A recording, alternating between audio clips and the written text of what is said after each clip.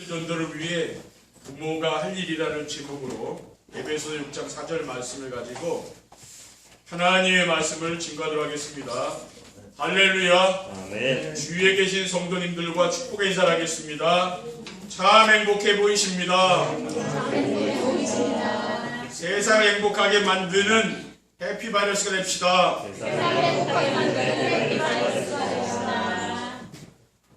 오늘은 어버이 주일입니다. 오늘 어버이 주일을 맞이하여 하나님 우리에게 주신 말씀의 제목은 237 전도를 위해 부모가 할 일입니다. 자녀를 둔 모든 부모의 마음은 자녀들을 잘 양육하여 자녀들이 훌륭한 사람이 되는 것입니다. 그러나 그러한 부모의 마음을 이해하고 순종하는 자녀는 많지 않다고 봅니다. 그래서 부모와 자녀 사이에 갈등이 있고 가정불화도 일어나는 것입니다. 이 모든 것은 사람들이 가정을 허락해 주시고 자녀를 선물로 주신 하나님의 뜻과 계획을 모르고 자기 뜻대로 자녀를 양육하려고 하기 때문입니다. 오늘 본문 말씀에 뭐라고 기록되어 있습니까? 또 아비들아 너희 자녀를 노엽게 하지 말고 오직 주의 교훈과 훈계로 양육하라고 하셨습니다. 그리고 고린도서 3장 21절에는 아비들아 너희 자녀를 노엽게 하지 말지니 낙심할까 함이라고 하였습니다. 이러한 말씀을 중심으로 237 전도를 위해 부모들이 할 일이 무엇인가를 찾아보며 함께 은혜를 나누기를 원합니다. 237 전도를 위해서 부모가 할 일은 무엇입니까? 자녀를 주의 교훈으로 양육해야 합니다. 오늘 본문 말씀에 또 아비들아 너희 자녀를 노엽게 하지 말고 오직 주의 교훈과 훈계로 양육하라고 하였는데 주의 교훈과 훈계로 양육하라는 것은 무엇을 말합니까? 하나님의 말씀으로 자녀를 양육하라는 것입니다. 아멘. 그럼 하나님의 말씀으로 우리 자녀들에게 무엇을 가르쳐야 합니까? 우리 자녀들이 하나님을 경외하도록 가르쳐야 됩니다. 신명기 31장 13절에는 너희가 요단을 건너가서 차지할 땅에 거주할 동안에 이 말씀을 알지 못하는 그들의 자녀들에게 듣고 네 하나님 여호와 경외하기를 배우게 할지니라고 했습니다. 그리고 부모가 자녀를 위해 할 가장 큰 일은 무엇입니까? 자녀들로 하여금 하나님을 경외하고 하나님을 기뻐하며 하나님을 즐거워하도록 하는 것입니다. 요엘서 2장 23절에 시온의 자녀들아 너희는 너희 하나님 여호와로 말미암아 기뻐하며 즐거워할지어다. 그가 너희를 위하여 비를 내리시되 이른 비를 너에게 적당하게 주시리니 이른 비와 늦은 비가 예전과 같을 것이라고 하였습니다. 그리고 온 마음을 다하여 하나님과 이웃을 사랑하도록 가르쳐야 됩니다. 마태복음 22장 37절에서 40절에 보면은 네 마음을 다하고 목숨을 다하고 뜻을 다하여 주 너희 하나님을 사랑하라 하셨으니 이것이 크고 첫째는 계명이요 둘째는 그와 같으니 네 이웃을 네 자신같이 사랑하라 하셨으니 이 두 계명이 온 율법과 선지자의 강령이니라고 하였습니다. 둘째, 자녀가 시대에 살릴 서밋이 되도록 도와줘야 합니다. 어떻게 하면은 우리 자녀들이 서밋이 될 수 있겠습니까? 어렸을 때부터 서밋의 시간을 갖도록 해줘야 되는 것입니다. 서밋의 시간이 무엇입니까? 혼자서 조용히 하나님과 대화를 나누는 시간을 갖는 것입니다. 어떻게 하면 되겠습니까? 저는 매일 조용한 시간에 강단 메시지를 듣는 정세배를 드리면 된다고 믿고 있습니다. 그리고 서밋 자세를 갖추도록 해줘야 하는데 서밋의 자세란 무엇입니까? 어떤 상황과 환경에서도 흔들리지 않고 당당하게 살 수 있는 것입니다. 어떻게 하면 그렇게 될 수 있습니까? 하나님의 절대 주권을 믿는 것이죠. 그리고 하나님이 함께 하시는 임마누엘의 축복을 누리면 되는 것이다. 언제 어디서든지 하나님이 나와 함께 하는 축복을 누리게 됩니다. 그래서 저는 시편 23편 말씀을 즐거워하면서 늘 종종 이렇게 암송을 합니다. 그때 하나님이 함께 하는 것을 우리가 느끼게 되는 거죠. 하나님은 언제든지 말씀을 통해서 우리와 함께 하시는 거 아닙니까? 네. 이 축복을 우리 후대들이 누리도록 해줘야 됩니다. 그리고 서밋의 그릇을 준비하도록 해줘야 합니다. 서밋의 그릇이란 무엇이냐면은 자신의 생각과 다르고 심지어 나를 비난하는 사람이라고 할지라도 그들을 이해하고 함께 갈 수 있는 도량이 넓은 사람을 말하는 것입니다. 하나님께 크게 쓰임받은 사람 가운데 성경에 보면은 요셉이라는 사람이 나옵니다. 그런데 요셉은 자신을 노예로 팔았던 형들이 자신을 보고 두려워할 때 뭐라고 했습니까? 쌀을 사러 애굽에 왔는데 애굽에 총리가 되어 있잖아요. 근데 자신이 요셉이라는 사실을 밝히는 형들이 두려워하겠죠, 그렇죠? 요셉을 죽이려고 하다가 노예로 팔아버렸으니까, 그렇죠? 아, 이제는 큰일 났구나, 이제 우리 죽었구나, 꼼짝을 그렇게 생각했을 거 아닙니까? 그런데 요셉이 뭐라고 했습니까? 창세기 45장 5절에 보면은 당신들이 나를 이곳에 팔았다고 해서 근심하지 마소서, 한탄하지 마소서, 하나님이 생명을 보내시려고 나를 당신들보다 먼저 보내셨나이다 라고 했습니다. 그러니까 나를 이리로 보낸 것은 형들이 아니고 하나님이시라고 했잖아요. 그러니까 뭡니까? 요셉 한 사람이 모든 사람들 다 살리는 거예요. 셋째, 자녀에게 하나님이 주신 달란트를 찾을 수 있도록 도와줘야 합니다. 대부분의 달란트는 부모로부터 물려받은 재능입니다. 그러므로 부모가 조금만 관심을 가지고 살펴보면은 우리 자녀의 달란트를 발견할 수가 있는데, 부모들이 자녀들의 달란트에 관심을 갖지 않아서 보이지 않는 거예요.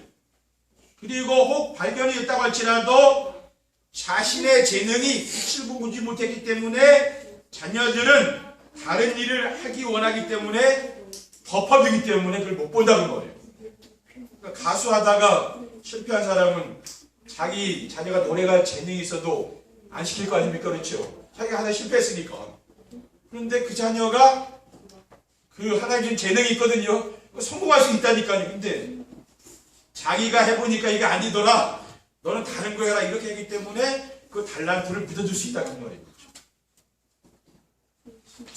유대인들이 세계에서 노벨상을 가장 많이 받은 것은 13세기 이전에 달란트를 찾아서 개발하기 때문이죠. 그러니까 초등학교 때 이미 유대인들은 그 자녀들의 달란트를 다 찾아준 겁니다. 그리고 달란트는 무엇이냐면은 어렸을 때 찾아주어야 최소한 10% 안에 들어갈 수 있어야 빛을 발할 수 있는 거죠. 우리 자녀들이 세상에서 10% 안에 들어가도록. 그리고 달란트를 찾아서 개발해서 0% 안에, 영순위 안에 들어가도록, 어느 누구도 쫓아올 수 없는 그런 이제 들어가도록 그 전문성을 기르는 거죠. 이렇게 돼야 그 자녀가 전문인이 되는 것입니다. 이렇게 되려면 부모가 자기 기준으로 생각하는 것을 내려놓고 하나님이 원하시는 것이 무엇인가를 알고 자녀를 하나님이 원하시는 삶을 살도록 양육하려는 마음의 결단이 있어야 되는 것이죠. 2, 3일 전도를 위해서 부모가 할 일을 잘 감당하려면 어떻게 하면 됩니까? 첫째, 자녀를 하나님이 우리에게 주신 선물이요 하나님의 기업으로 여겨야 됩니다. 시편 127편 3절에 보면은 보라, 자식은 여호와의 기업이요 태의 열매는 그의 상급이로다라고 있습니다. 그러니까 자식은 부모의 소유물이 아니고 언약 전달을 위해서 주신 최고의 선물입니다. 그래서 자식에게 많은 재물을 물려주려고 하지 말고 언약을 전달하는 데 힘써야 되는 거예요. 그래서 우리 성도들은 유대인들처럼 신명기 6장 4절에서 9절 말씀대로 하면 됩니다. 이스라엘아 들으라. 우리 하나님 여호와는 오직 유일한 여호와이시니 너는 마음을 다하고 뜻을 다하고 힘을 다하여 네 하나님 여호와를 사랑하라. 오늘 내가 네게 명하는 이 말씀을 마음에 새기고 내 자녀에게 부지런히 가르치며 집에 앉았을 때든지 길을 갈 때든지 누워있을 때든지 일어날 때든지 이 말씀을 강론할 것이며 너는 또 그것을 내 손목에 메어 기호로 삼으며 내 미간에 붙여 표로 삼고 또 네 집 문선주와 바깥문에 기록할지니라라고 했습니다. 그러니까 이러한 말씀을 마음에 담고 내가 순종해야 됩니다. 우리의 마음속에 뭐가 있어야 됩니까?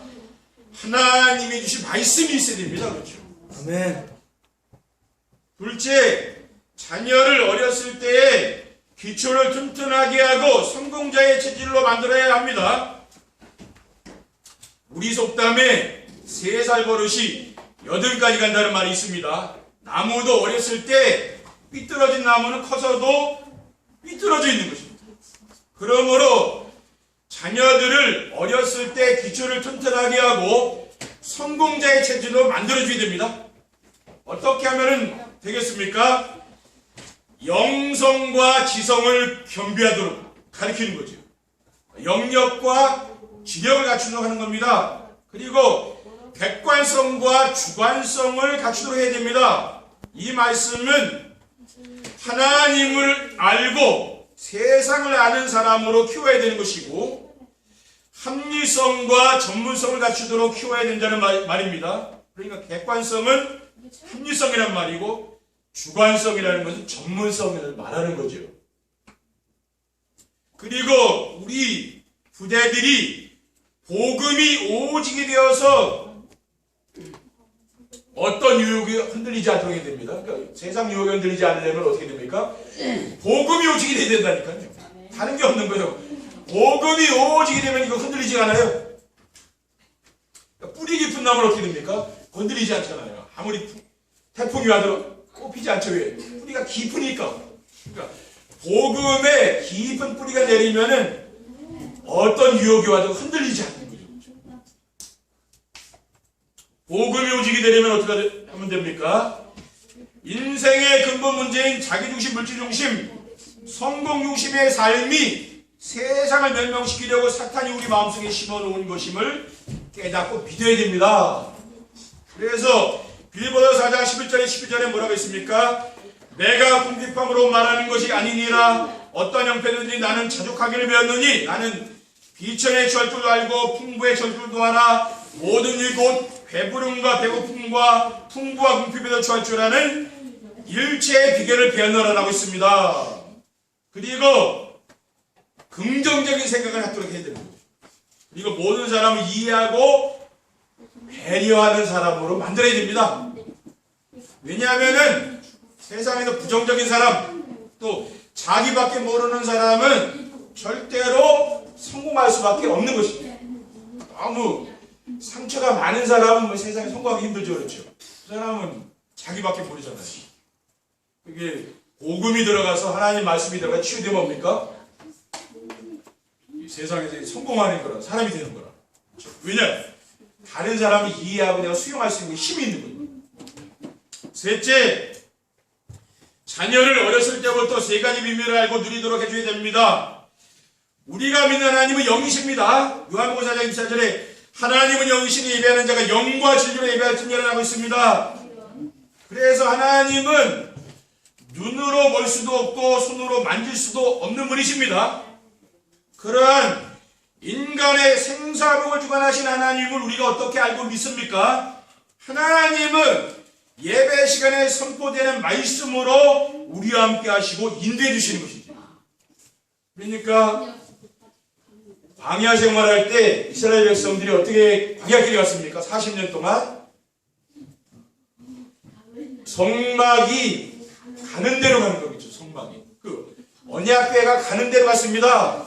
그 뭡니까? 성령의 인도를 따라갔다고 합니다. 그거는 뭘 말합니까? 말씀의 인도를 따라가는 거예요. 그러니까 성령의 인도라는 것은 그냥 말씀의 인도를 따라가는 것이죠. 그래서 하나님은 예배 시간에 선포되는 말씀으로 우리와 함께 하시는 것입니다. 그러므로 자녀들에게 어렸을 때부터 예배 중심의 삶을 살도록 해줘야 되는 것이죠. 예배 중심의 삶이란 무엇입니까? 어떤 일도 예배에 방해가 된다면 하지 않는 것입니다. 그래서 저는 이제 가정에서 정시 예배를 드리면은 전화가 와요. 그럼 제가 전화 받겠습니까? 안 받겠습니까? 저는 안 받습니다. 왜냐? 그 정시 예배 때 오는 전화가 중요한 전화는 아닐 거 아니에요. 그렇죠? 끝나고 해드리잖아요. 특별하지 않은 이상은 저는 정시 예배 때 전화 안 받아요. 그렇잖아요. 그거는 기본 아닙니까? 그렇죠? 그렇게 왜 하나님 말씀 내가 집중하게 되니까 다른 걸 안 하는 거죠. 그리고 기도로 모든 것을 누릴 수 있도록 해줘야 됩니다. 기도로 모든 것을 누린다는 것은 무엇입니까? 좋은 일을 만났든지 나쁜 일이 생겼든지 그 속에 있는 하나님의 계획이 무엇인지 찾는 겁니다. 데살로니가서 5장 16절 18절에 뭐라고 했습니까? 항상 기뻐하라, 쉬지 말고 기도하라, 범사에 감사하라. 이것이 그리스도 예수 안에 있는 하나님의 뜻이라고 했어요. 우리는 뭡니까? 여러분이 늘 항상 기뻐하고 쉬지 말고 기도하고 범사에 감사하라, 이 말씀을 묵상해 보시라니까요. 그러면은 어떤 일을 만나도 괜찮은 거예요. 늘 감사하면서 살게 되잖아요. 그렇죠? 하나님께 감사가 충만해지는 그런 삶을 살게 되는 것이죠. 그리고 인생의 방향을 세계복음화에 맞추고 살도록 해야 합니다. 왜냐하면은 하나님은 세계복음화를 중심으로 만물을 다스리고 계시는 분이시기 때문입니다. 마태복음 28장 18절 2절에는 하늘과 땅의 모든 것을 내게 주셨으니 그러므로 너희는 가서 모든 민족을 제자로 삼아 아버지 하늘과 성령의 이름으로 세례를 베풀고 내가 너희에게 분부한 모든 것을 가르쳐시키게 하라. 볼지어다 내가 세상 끝날까지 너희와 항상 함께 있으리라고 했습니다. 2, 3절 전도를 위한 부모의 할 일을 잘하면 어떻게 됩니까? 부모와 자녀 사이에 갈등이 없고 가정이 화목하게 됩니다. 부모와 자녀 사이의 갈등이나 가정 불화의 원인이 무엇인지 확인해 보면은 자녀들이 부모님의 말씀을 듣지 않고 그런 일로 말미암아 가정에 불화가 일어나는 것이죠. 그런데 오늘처럼 하나님 말씀을 가지고 보면은 부모가 자식은 하나님의 기업이요 선물이라는 사실을 망각하고 내 자식이요 내 기준에 맞추어 자녀를 양육하려는 데에서 기대악되었음을 발견하게 되고 사탄에게 속은 사실을 깨닫게 되어 갈등도 사라지고 가정이 화목하게 된다 그 말이에요. 둘째, 자녀들이 하나님과 사람들에게 인정받고 사랑받는 서밋이 됩니다. 자녀들이 예배 중심의 삶을 살고 기도의 비밀을 알고 누리며 세계복음화의 방향을 맞추고 살면은 하나님과 사람들에게 사랑받고 인정받는 서밋이 되어야 되는 거죠. 왜냐하면 신명기 28장 13절에 14절에는 여호와께서 너를 머리가 되고 꼬리가 되지 않게 하시며 위에만 있고 아래에 있지 않게 하시리니 오직 너는 내가 오늘 내게 명령하는 네 하나님 여호와의 명령을 듣고 행하며 내가 오늘 너에게 명령하는 그 말씀을 떠나 좌로나 우로나 춤추지 아니하고 다른 신을 따라 섬기지 아니하면 이와 같으리라고 하셨기 때문입니다. 셋째, 자녀들이 하나님과 부모님과 고향의 이름을 빛나게 하고 영화롭게 합니다. 다윗의 아버지 이새가 다윗을 전쟁터에 보냈잖아요. 블레셋과의 전쟁터에 아들을 보냈습니다. 가서 형들의 안부를 물어보고 또 심부름을 시키면서 증표를 받아오라고 하지 않았습니까? 그날 다윗에게 어떤 일이 났습니까? 사무엘상 17장 45절에 다윗이 블레셋 사람에게 이르되 너는 칼과 창과 단창으로 내게 나오거니와 나는 만군의 여호와의 이름 곧 내가 모욕하는 이스라엘 군대의 하나님의 이름으로 내게 나아가노라라고 있습니다. 돌로다가 불맷돌로 골리앗 장군을 이겼잖아요. 그러니까 여호와 하나님을 모욕하는 골리앗의 목을 들고 사울왕에게 나아가니까 사울왕이 뭐라고 했습니까? 너는 누구의 아들이냐라고 하지 않았습니까? 그때 사무엘상 17장 58절에 다윗이 뭐라고 했냐면은 나는 주의 종 베들레헴 사람 이새의 아들이니라고 했습니다. 그러니까 주의 종은 하나님의 종이죠. 그리고 베들레헴 사람은 다윗의 고향이잖아요. 그렇죠? 이새의 아들, 그러니까 이새가 아버지야. 그러니까 우리 렘넌트들이요 앞으로 자라서 다윗 같은 그런 인재들이 되면 되는 거죠. 그러면 이들이 하나님의 영광을 드러내고요 또 고향을 빛내고 그 부모님의 이름을 빛내는 것입니다. 우리 렘넌트들이 그러한 이제 인물로 이제 자라야 되는 것인 거죠. 그래서 우리가 정말 해야 될 게 무엇입니까? 우리가 6개월만 지속하면 됩니다. 그러니까 정시예배를 6개월 동안만 강단 말씀을 매일매일 듣는 정시예배를 지속하게 되면은요, 거기서 이제 뭔가가 이제 생긴다니까요. 우리가 6개월 하는 게 쉽지가 않죠. 6개월 정도는 해야 습관이 바뀌어요. 그때까지는 계속 도전해야 됩니다. 저도 한 1년 지금 넘어 계속 하지 않습니까? 뭐 특별한 경우에는 또 물론 빠질 때도 있지만은 매일매일 합니다. 근데 이렇게 하다 보면 어떻게 됩니까? 어느 날 진짜로 그 내 마음속에요 답이 딱 와요. 그렇죠? 그래서 예배 중심의 삶을 사는 게 답이 딱 온다니까요. 그러면서 하나님 말씀 중심으로 내가 살아가게 되는 거예요. 이게 굉장히 중요합니다. 이게 되면은요 여러분 신앙생활이요 진짜 되어진다니까요. 그리고 여러분 후대도 되고 여러분 믿음도 잘하고요 그게 되는 거예요. 그러니까 가장 중요한 게 뭐냐면은 예배 시간에 하나님 우리에게 주신 이 강단의 말씀을 날마다 듣는 정시 예배를 도전하는 겁니다. 근데 이게 그냥 목사님이 한 거라 또 듣나 이렇게 생각할 수 있잖아요. 저도 마찬가지입니다. 저도 내가 메시지 계속 들어야 되나 그럴 수 있잖아요. 그런데 꾸준히 지속하다 보니까 뭐가 나와요. 그래서 내 마음속의 중심에 딱 이게 잡히는 게 있어요. 그러니까 지금은 정시예배를 안 하면 안 되는 거예요. 강단 말씀을 안 들으면 안 되는 거예요. 왜냐? 그게 내 마음속에 중심이 와 있는 거야. 꼭 들어야 되는 거예요. 그렇게 된다니까 그럼 여러분이 인생 행복하지 않겠습니까? 여러분 자녀도 되고요. 내 인생도 되고 다 됩니다. 그렇죠? 근데 이거를 한번 도전해 보시라면 잘 못하시는 분들은 뭡니까? 하시는 분들은 지금처럼 잘 하시면 되고 잘 안 되는 분들은 이게 뭔지 모르거든요. 복음 누리기가 힘들어요. 잘 안 되는 분들은. 말은 이게 복음 누린다고 그러는데 그게 안 돼요.